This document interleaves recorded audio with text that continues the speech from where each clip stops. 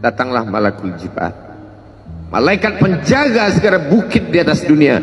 Kau tunjuk mana bukit yang paling besar ya Muhammad, akan kutimpakan kepada mereka. Hati yang luka biasanya akan marah, akan kecewa, tapi itu tidak terjadi pada Nabi Muhammad sallallahu alaihi wasallam. Tapi api itu tidak pernah padam. Kalau dia padam, maka berakhirlah dakwah Islam. Dia terus bergelora, dia terus menyala, dia terus membakar kemunafikan, membakar kemusyrikan, sampai akhirnya embargo pun tiba. Jangan ada yang mau bergabung dengan kelompok Muhammad sallallahu alaihi wasallam. Jangan ada yang mau berkirim makanan, jangan ada yang mau berdagang, jangan ada yang mau menjalin transaksi. Mereka ingin membunuh secara perlahan-lahan. Jangan beli produknya, jangan duduk bersamanya, jangan berteman dengan dia. Kenapa kamu mau berfoto dengan dia? Kenapa kamu mau bergambar dengan dia? Kenapa kamu masih mau mendengar ceramah dia? Adakah orang yang mengalami hal itu hari ini? Adakah ketakutan-ketakutan dari hamba Allah yang mengatakan Allahu Akbar, Allah Maha Besar, tapi takut ditinggalkan kawan, cemas ditinggalkan sahabat? Maka itu pernah terjadi pada kelompok Sayyidina wa Maulana Muhammad sallallahu alaihi wasallam. Kalau pembunuhan karakter tidak berhasil, maka ada yang lebih dahsyat daripada itu. Mereka tawarkan dunia beserta isinya. Wallahi, demi Allah wahai paman, demi Allah wahai Abu Talib, law wada'u syamsa fi yamini wal qamara fi yasari, andai mereka letakkan matahari di tangan kananku, bulan di tangan kiriku, ala atruka hadzal amr, supaya aku tinggalkan dakwah ini, aku tidak akan meninggalkannya. Bujuk rayu mulai tiba. Itu terjadi pada diri Nabi Muhammad sallallahu alaihi wasallam. Kalau kau tidak mempan dimusuhi, kalau kau tidak mempan dirangkul, kau akan dipukul. Kalau kau tidak mempan dipukul, kau akan dirangkul. Berbagai macam cara, dari mulai yang paling keras sampai yang paling lembut, dari mulai yang paling lembut sampai yang paling keras, sampai akhirnya tempat bergantung itu hilang, lenyap, musnah. Ada dua tempat bergantung, saudara kandung ayah Abu Talib. Mereka tidak mengusiknya karena dia keponakan Abu Talib. Abu Talib anak Abdul Muttalib, Abdul Muttalib anak Hashim, Hashim anak Abdi Manaf, Abdi Manaf anak Qusay, Qusaylah pendiri Darun Nadwah. Mereka keturunan darah mulia dari Adnan. Adnan menerima tetesan darah dari Ismail.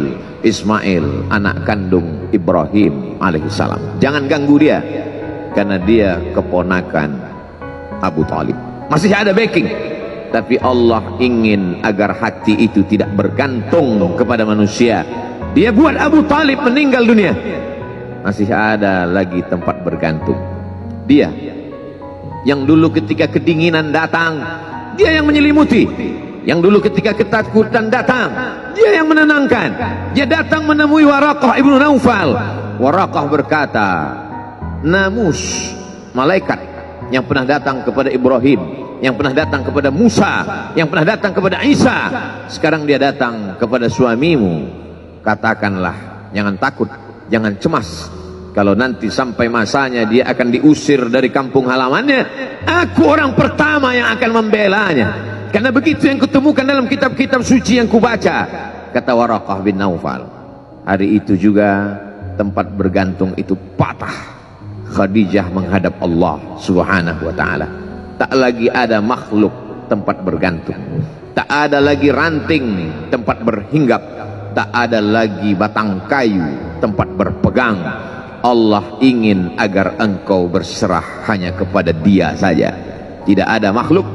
Bersandar kepada makhluk akan kecewa, bersandar pada kayu yang rindang akan tumbang, bersandar kepada benda akan binasa, bersandar kepada sahabat akan berubah menjadi musuh.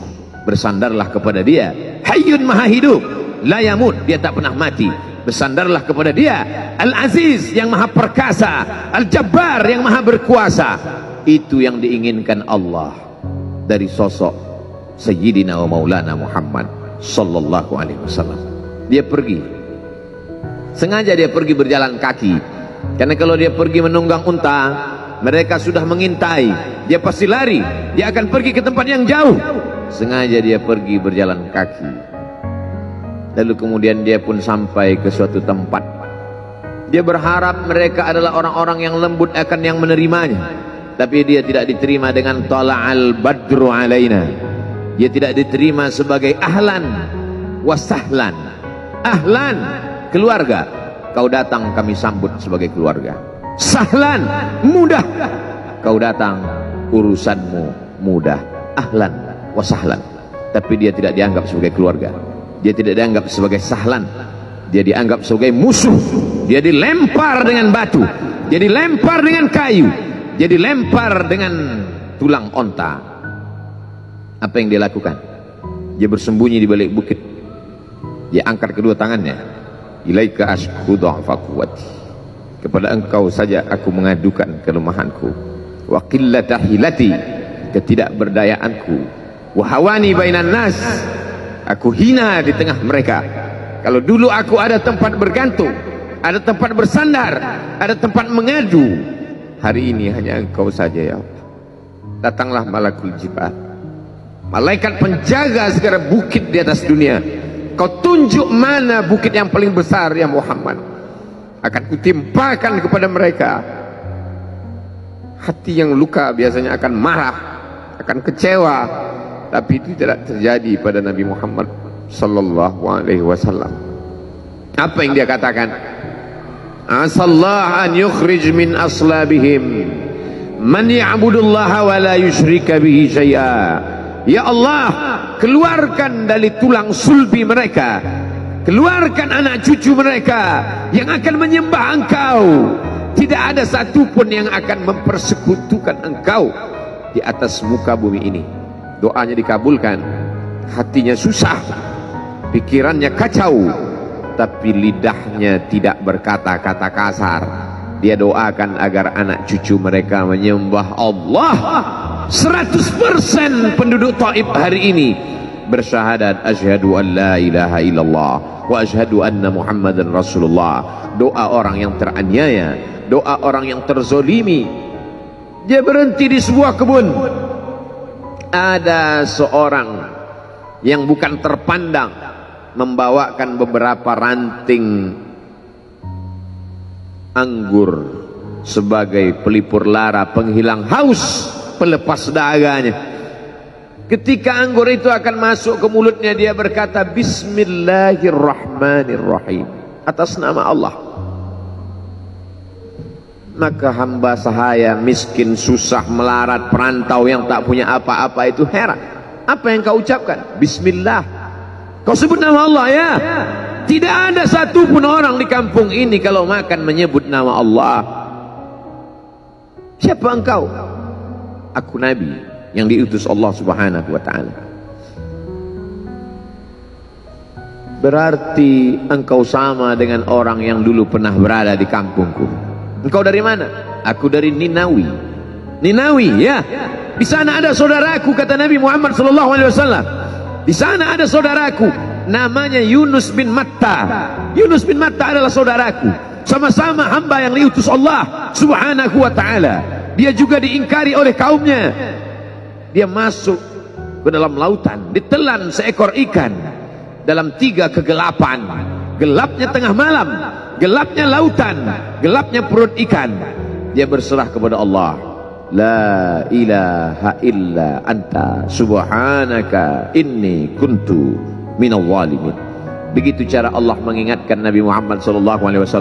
Apa yang kau rasakan hari ini belum ada apa-apanya dengan apa yang pernah dirasakan oleh Yunus bin Matta.